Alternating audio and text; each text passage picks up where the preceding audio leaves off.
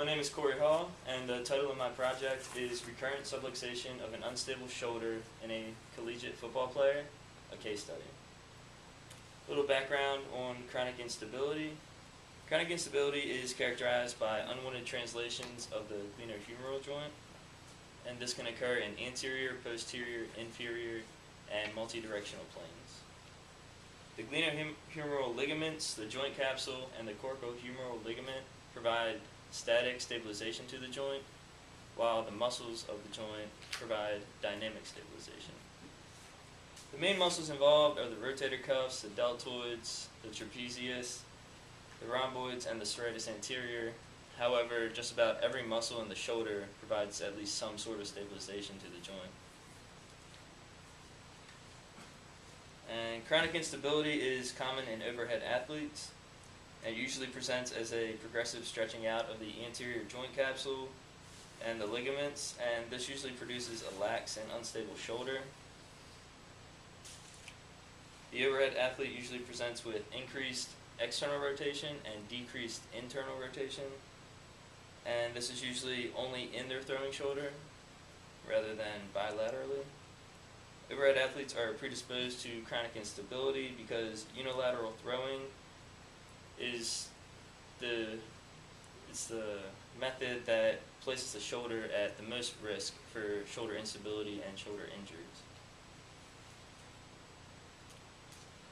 The subject of my case study is an overhead athlete. He is a quarterback of the junior varsity football team here, and he was scrambling down the field, and then he switched directions to the left, and he landed on the tip of his throwing shoulder. When James Westfall and I ran out on the field, he reported that he dislocated his shoulder. However, we pulled him onto the sideline, further eval'd him, had him take off his shoulder pads, and we determined that it was just a shoulder subluxation. Also, we brought him into McGarry, and he agreed with that diagnosis. We determined that it would be best to do a conservative rehabilitation rather than having him go through surgery and go through that long process of healing, when we could probably just treat it better with conservative rehab.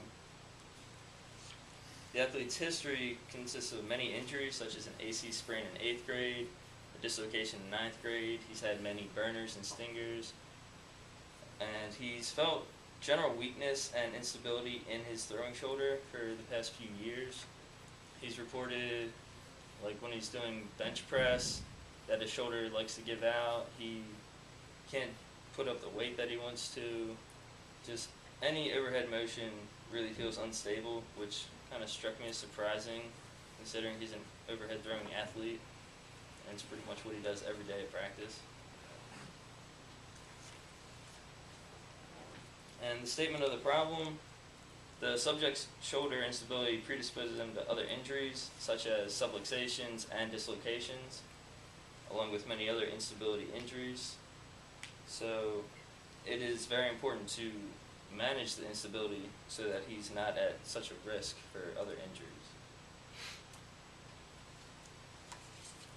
Conservative rehabilitation began the day after his injury, and this rehab consisted of 4 phases. And there was criteria to progress to each phase, and there was criteria to return to play after the rehab was finished. However, he decided that he does no longer want to play at Emory Henry. In phase 1, the subject was immobilized in a sling, and the goals of this phase were just to limit the inflammation, decrease pain, and impede muscle atrophy. This was done through electrical stimulation, ice, Codman pendulum exercises, passive range of motion, and isometric strengthening. Also, low-grade joint mobs were incorporated towards the end of the first phase, just to increase the range of motion. The criteria to progress to the second phase was just a notable decrease in pain and tenderness in the shoulder, and for the ability for him to hold the shoulder without being in a sling.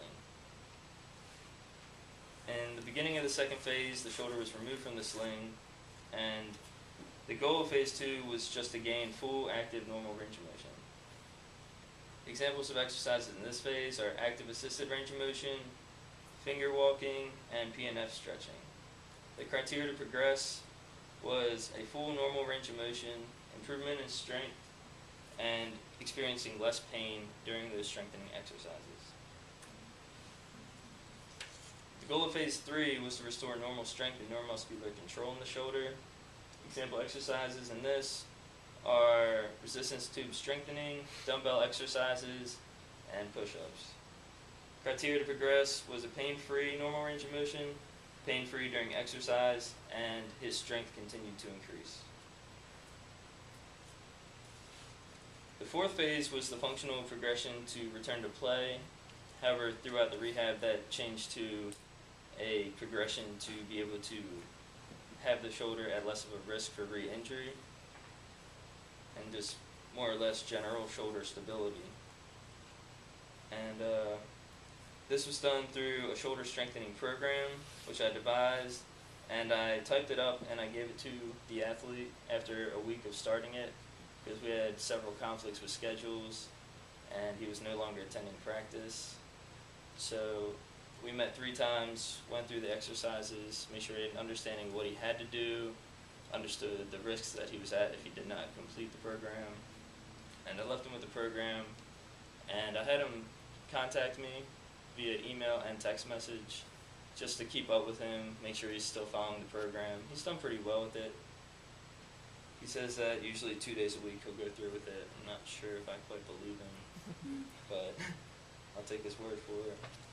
And the criteria for return to function was full pain-free range of motion, normal strength in the shoulder, pain-free sport-specific exercises, and the ability to protect the shoulder from re-injury. At the start of the rehab, the subject presented with very limited range of motion and strength in the injured shoulder, and he also experienced a high level of pain and instability in the shoulder. At the end of phase 1, his range of motion and strength improved. However, not by much. We more focused on modalities to control his pain. At the end of phase 2, normal range of motion was achieved. However, it wasn't pain-free, and his strength started to show some increase. At the end of phase 3, his range of motion stayed about the same, and his strength continued to improve. At the end of phase 4, he achieved normal strength and the joint was more stable.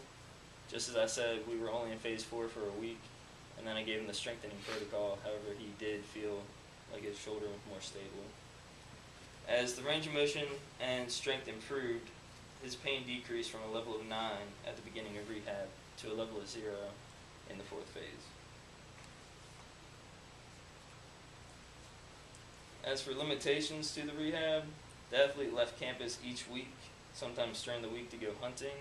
This limited the number of days that we could meet for rehab. Also, he decided that he no longer wanted to play football here, so that put us through a rough week where he just didn't want to show up. However, I talked to him and got him back in the training room.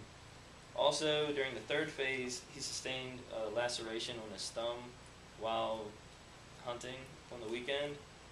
And this set him back a few days in the rehab, just waiting for the stitches to get taken out, waiting for his thumb to heal, and then went right back towards strengthening his shoulder.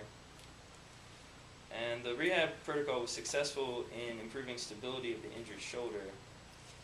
And I questioned myself as to why it was successful. And I believe that it was successful because each phase incorporated specific exercises just to meet particular goals set for each phase. Also, there was a criteria to progress to each phase. So rather than pushing him through exercises that he shouldn't be doing yet, I made sure that he was able to progress to that phase and start strengthening his shoulder. There's a lot of rehab protocols out there for shoulder instability, mostly for anterior instability, considering that's the most common direction. And there's not too much going on out there to prevent it. There's a lot of talk saying that it needs to be prevented. However, there's no actual research as to a certain warm-up or maybe a certain shoulder strengthening in the off season that could prevent instability issues.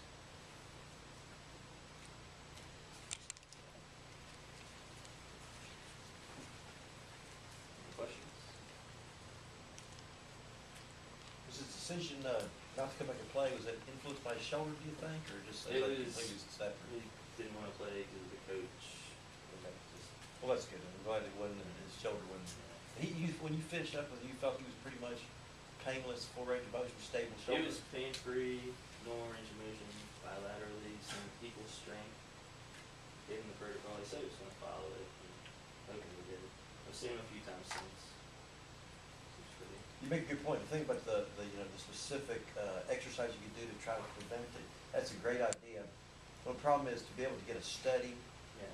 That'd be very hard to get, because a big number of people, you need to put them all on the exercise and then be able to follow them for a significant amount of time. Yeah. So it'd be hard to get a study about that, but again, just as far as setting up a program, even in the weight room for the preseason stuff, Yeah. good idea to get them on a good structured program. An idea I came across was they go in the weight room and they do their off-season workouts, their preseason workouts. But I think that, say, like the quarterbacks on the football team should have their own workout that focuses on the muscles that they need to improve strength. Yeah, that's good. You can extrapolate that too, to the baseball pitchers, to the tennis players, to the volleyball overhead hitters and things like that. Just get all those overhead athletes, same program. Good idea.